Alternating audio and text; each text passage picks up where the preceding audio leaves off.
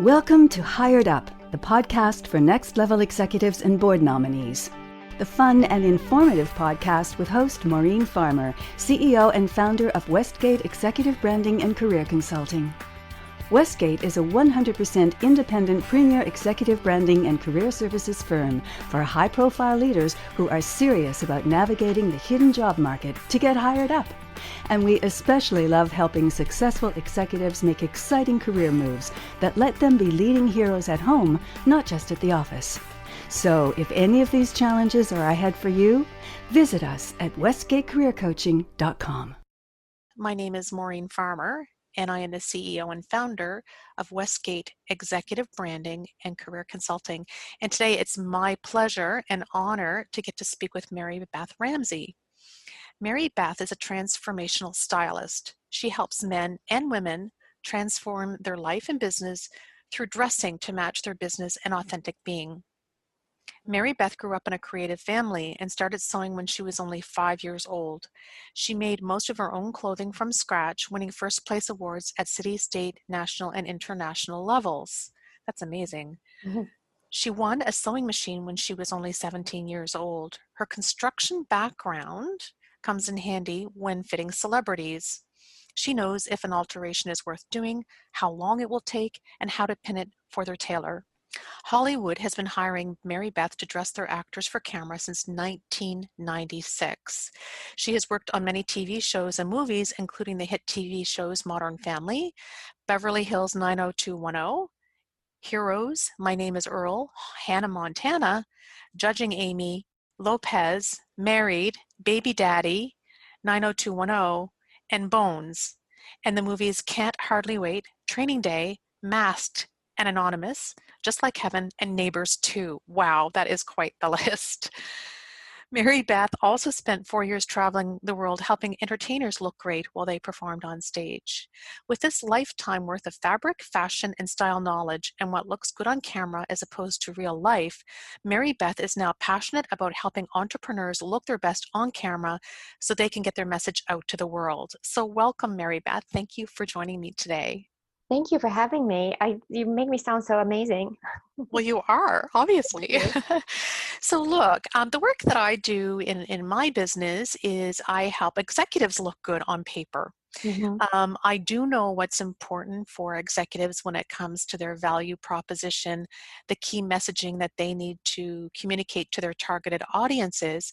And I also know, I don't advise, but I know what looks good and what doesn't look good when it comes to clothing for things like job interviews. So I would love to start there. I had written a post a couple of years ago on my blog called The Elephant in the Room, Age Discrimination in Your Job Search. And what I have found is that a lot of executives believe that it's their age that's standing in their way of getting a job offer, when oftentimes it's not. And I'll leave it there for you to kind of pick up. Mm-hmm. Yeah. It's often, when someone doesn't get a job, they think it might be their messaging or how confident they or lack of confidence when they walked into the room, or what was on paper, or they were too old or too young, or the younger generation knows more than them. But sometimes it's their appearance when they walk into the room and how they put themselves together, including hair, makeup, wardrobe. And wardrobe is a big part of it because it covers your whole body. And so if you're wearing something that's dated or too trendy or not trendy enough, or just wrong colors or too tight, ill-fitting, it's the person who's interviewing you or your client, potential client, they're gonna, it's that 30-second first impression that you're giving off, and there's no way around it. Even if we don't like that we're being judged, we are. So it's best to show up appropriately for whatever job you're seeking or whatever client you are talking to really represent your best foot forward. Yes, because by association, that executive will be representing the brand of the company in the marketplace. And so the employer, when they see maybe an outdated clothing or something that's ill-fitting, they would be uncomfortable and not confident in putting this candidate in front of the client, for example, even if their resume and all of their marketing materials were outstanding. Yes, correct. And really, the way you show up as an interview, you're putting your best foot forward. You've taken so much time putting your interview together, and really preparing how you're going to speak and what you're going to say. And so, if you don't prepare your look as well, that's that's how you're going to present yourself when you go out to make calls on your clients, the clients for that business that you're applying for. So yeah, they're going to expect, okay, when you walk into the room for the interview, that's how you'll always dress. That's your best. And if your best doesn't match the business or their ideal client base, then you probably won't get the job. That's an excellent point. What do you think is the first step in preparing a wardrobe for a job interview, for example? How would you advise someone? Well, really, you have to look at first who you're applying for, or what company you're applying for. So is it executive, which to me means more suit looks and very more proper, or is it a store at the mall, which might be more trendy or fashion forward.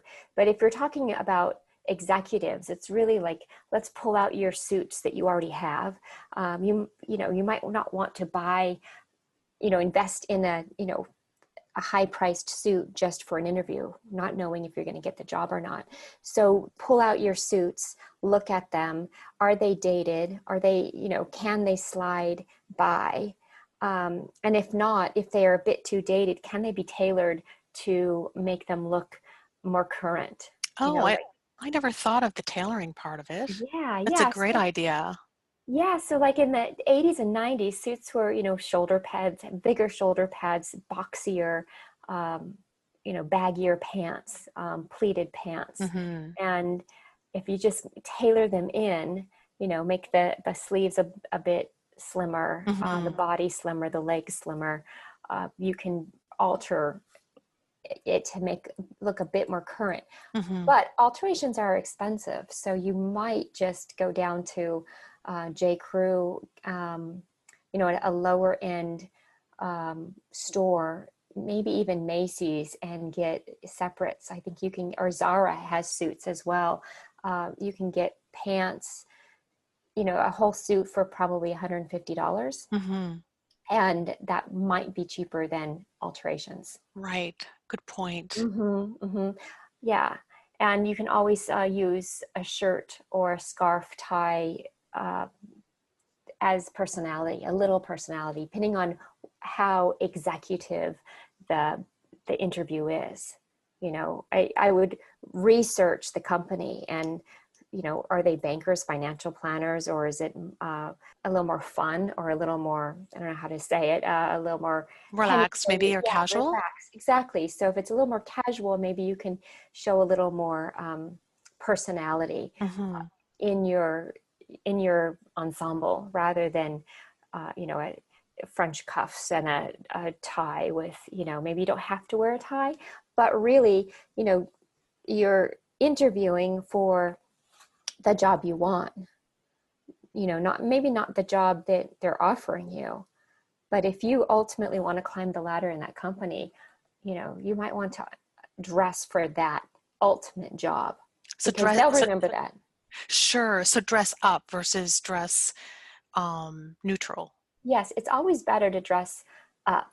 I heard a story a week or two ago about someone who dressed up for the job, like wore a suit for a job like restocking in the back room, or something that like that job that he wouldn't have to wear a suit, but he wore a suit. He got the job, and afterwards said, why did you hire me from all those other candidates? And the guy said, because you showed up in a suit. Yeah. So it does make an impression. I think it also shows a sign of respect for others when you take the time to do that. Hmm. It does. It's a respect for yourself and for others. Mm. Knowing you've done the research, or knowing that this means something to you, this job means something, so you're dressing for it. I remember a time when I was speaking with a person and at an event, and she's very, very articulate, very, very smart, and she disclosed to me that she was not making the gains in her career that she thought she would have, similar to her peers. Mhm. And based on that first impression, it was at an industry meeting. I scratched my head because she was dressing in a way that I thought, not that it was inappropriate, but it was inappropriate for that venue or for that situation. And so what happened was, is when I was speaking with her, all I could focus on was her clothing because it just stood out as different from everyone else in the room. Right, right. So the funny thing about clothing is it doesn't, if it's right, maybe no one will notice. But if it's wrong, everyone will notice. Mm. So it's better to figure out what's right in the circumstance. It's like, if with any circumstance you're going to, if you're going to a wedding, you're going to, as a woman or a man, you're going to wear a dress or a suit. If you're going to a funeral, you're going to wear darker colors. A Mhm. wedding, you'd wear brighter colors, maybe spring colors. Mhm.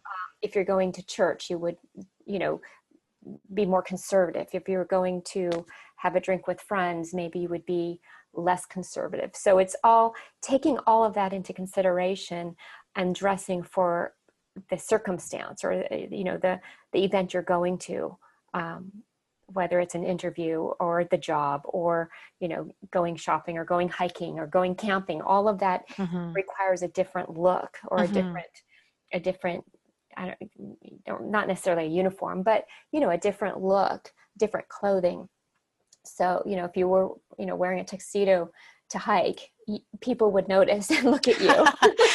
That's so true, and that's exactly what happens during job interviews. As Hmm. as a former recruiter myself and as an executive career coach, I've seen it all, and it really astounds me what some people will think is appropriate.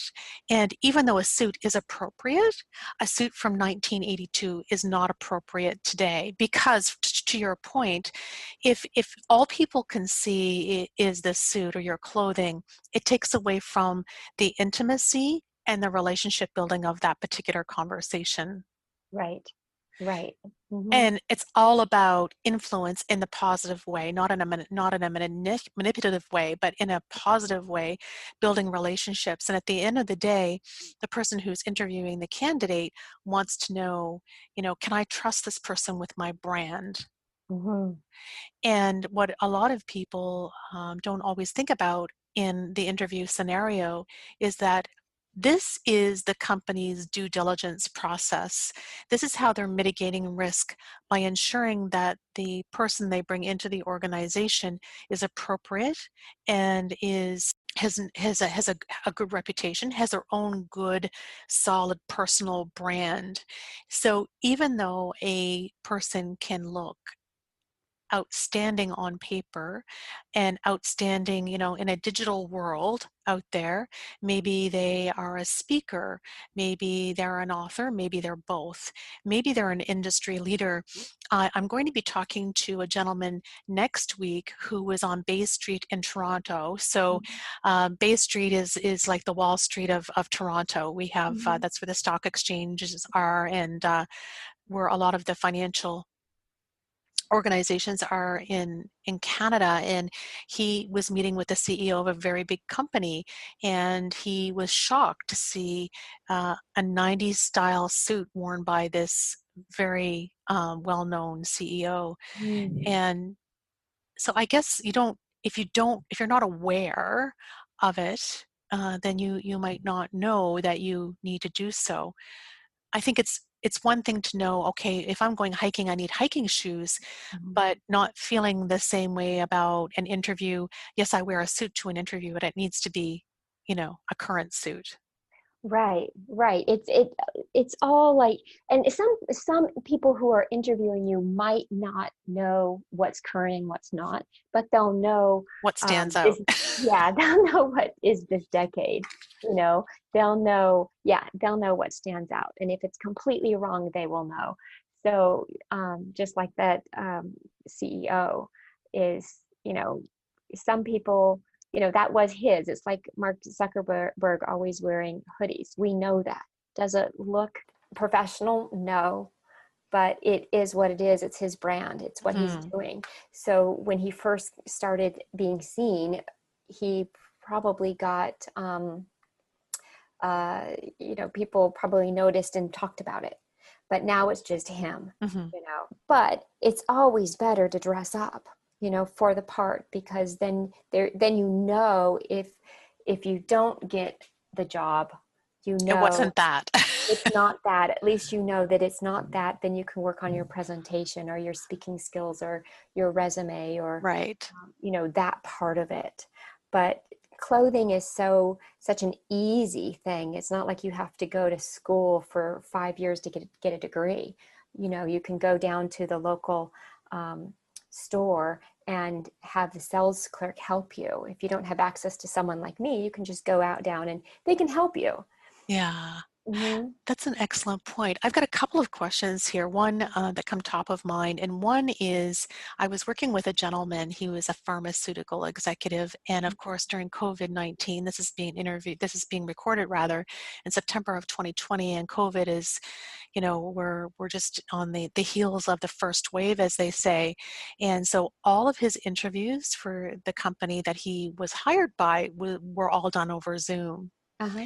And so we struggled with how do you dress. So I'd love to toss that over to you because I know you have a course on this, I think. I do. I'm doing a course right now, and we're going to do another one. We're just going to keep doing them because it's very needed, much needed right now. Zoom, everyone's on Zoom now. The people are interviewing on Zoom and teaching courses and doing presentations and dating and everything. So, and my expertise comes from Hollywood and looking at the monitor and making sure that the actors look good on camera. No matter what they look like in person, that they look good on camera because that's what the audience sees. And so in my course, we talk about all sorts of things, but basics with clothing would be like stripes. A lot of prints are bad. Prints are really hard on camera because they move, they strobe, they're distracting. So if the shirt is moving or it looks like it's a waving, and you probably have seen this, that your eye's going to go there and you're not going to listen to what they're saying. So you're going to be distracted, and they might tell you this amazing story or this, you might be talking about your experience and why you're such a good candidate for the job and you're perfect for it, but they're not going to hear any of it because of the shirt or the tie or whatever is moving around. And also something that's distracting is noisy fabrics. That's interesting. So tell me about that then. So noisy fabrics, well, I'll grab one if I have one right near me. Okay. And maybe you can understand by hearing, since this is a podcast. So I'm holding a jacket and it's really noisy. Can you hear that? Oh, I can. Oh, interesting. So that's just like, you might not, you might not think about that, but if you talk with your hands when you're on Zoom or whatever, if you're talking with your hands and the fabric is moving against each other, corduroy might do this. You can think about maybe corduroy pants when you walked. The corduroy would make that sound in your thighs. Yeah. And the microphone is right near you, whatever microphone you're using, that it's just going to pick that up and you're not going to be able to be heard. And similar with necklaces, or if you're wearing a lapel mic, or have a microphone, really like a lapel mic attached to you, a necklace might hit it. when you move, if you're moving around, or a charm necklace, or if you have charm bracelet on, any type of, like if you have more than one bracelet or a charm bracelet, that might be enough to make a distracting noise on your Zoom interview or Zoom presentation. So similar to the story you told about this stockroom person getting the job because he dressed up, how would you recommend executives dress for a Zoom interview? Should they dress up the same? Yes, yes, and I would recommend dressing head to toe. Maybe not shoes if you don't want to wear shoes, but put on your pants. Don't stay in your sweatpants because you might stand up. I mean, who knows? Yes. Probably won't, but I've been to networking events on Zoom where just by chance I go to reach something and I'm not talking, I'm not the focus. But if I reach over to grab something, I'm like stand up and part of my pants are shown. So if I was in sweatpants and somebody was paying attention and watching me, that wouldn't look good. So, and we all know that people are dressing casual at home when we're working, but if you're showing up to an interview, whether it's on Zoom or not, you need to be prepared. But I would dress as you would in person. So I would do your hair, any makeup that you would normally wear, simple jewelry that's not distracting, it's not moving, what that you would wear in a corporate environment or executive environment, and probably a suit, depending on what it is, a suit and tie, shirt, blouse. How do you think, I've seen this happen before where clients have dressed up for an interview, but the interviewers have not dressed, they've dressed casually. I find that that's a little bit unsettling for the candidate. You have no control over it though. I mean, you have no control over how the interviewer is going to be dressed, but it does feel a little awkward when somebody is, not necessarily in sweatpants or anything like that, but might be in a really casual shirt, and you show up in this, suit and tie. It feels a little awkward. Yeah, I could see how that would be. I think that is partly, it would be maybe a shock the moment that you see them, that you're dressed nicer, more upscale, but then you have to pull it off of, no, I'm confident, I'm here, I dress this way. Because often maybe the person who's interviewing is just doing the interview process. And if it's recorded, that interview, the person interviewing might not be the person who's hiring you. Right. Good point. So it's because the person who's hiring might not have the time to go interview, I don't know, like 50 people or 20 people, and maybe they just want to do the second interview when it comes down to like the top 5 candidates, and then the real person will be interviewing you. That's an excellent point. And I'm not sure whether the interviews that this person I'm thinking of, whether they were recorded, but it would make absolute sense to record it for the purposes that you've just listed here. And I hadn't considered that before. That's fantastic. Yeah. And I think not just a current clothing, but also a current haircut. I've seen that distraction before as well. And it really can throw off how a person appears to another and it's a little bit of a sensitive issue too.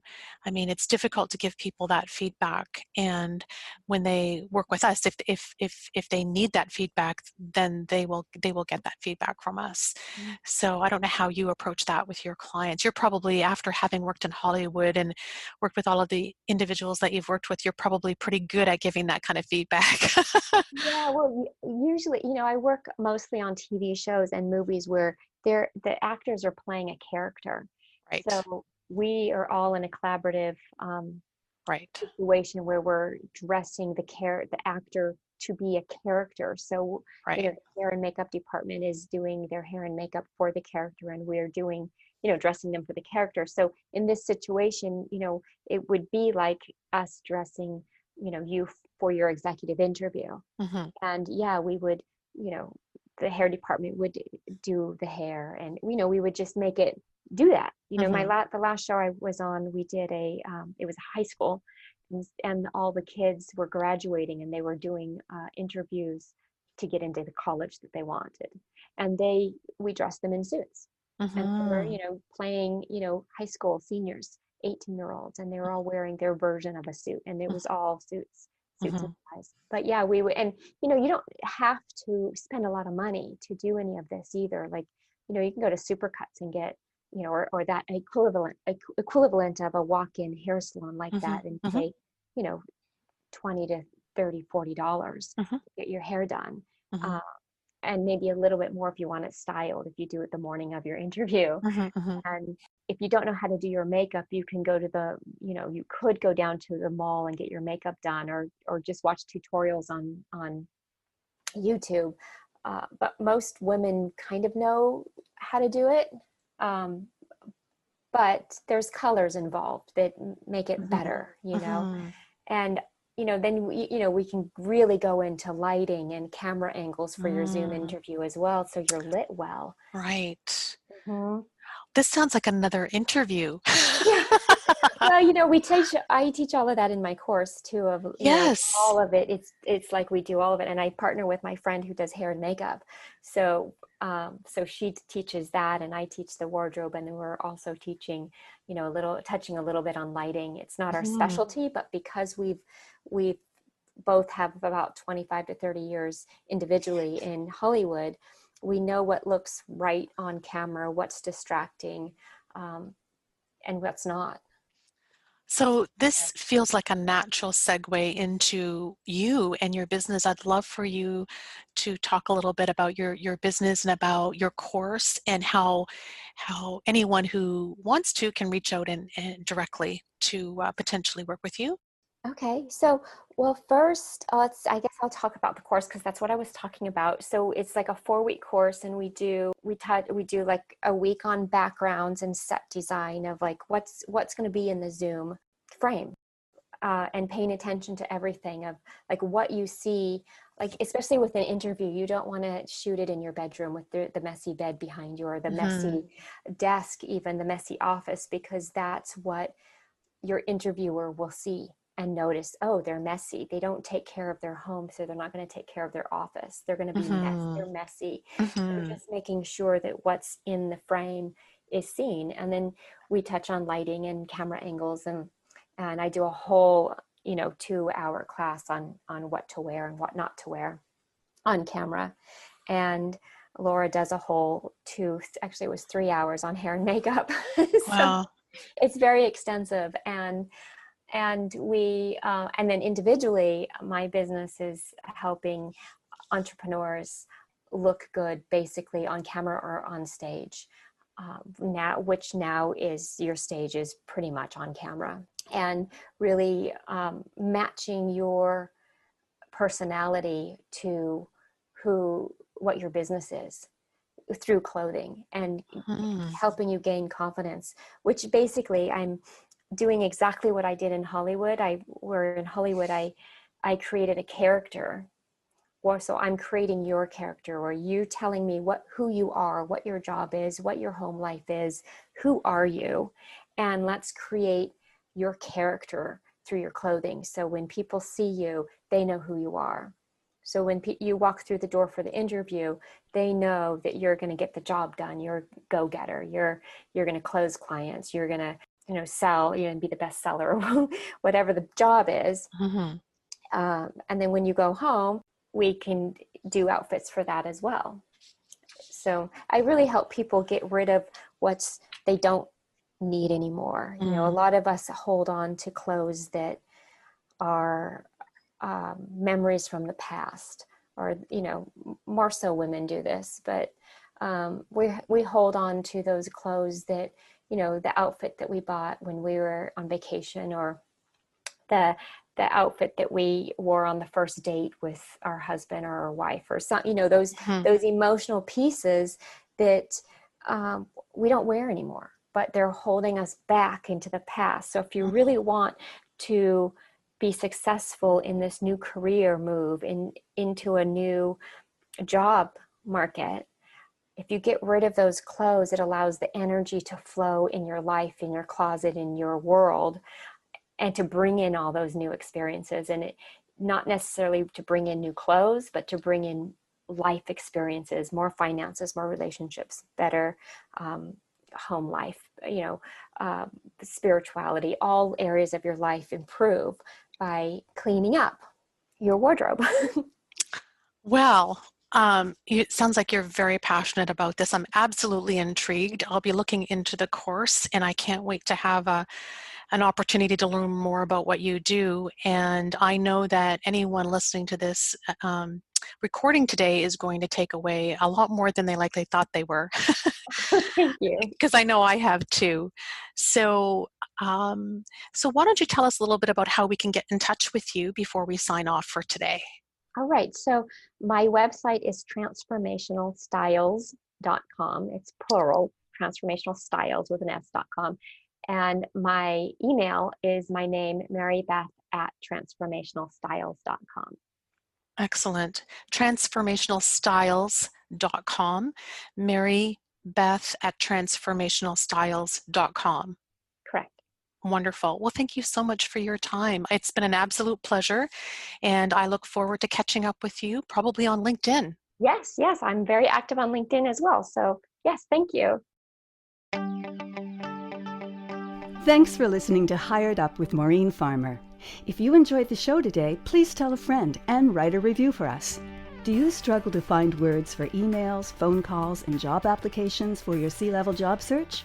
Get our CEO Script Vault, job search scripts for busy executives to help you get hired up. Kindle edition available on Amazon.com. For customized resources to help you get hired up to your next C-level position, visit westgatecareercoaching.com. We'd love to welcome you into the Westgate family of success stories.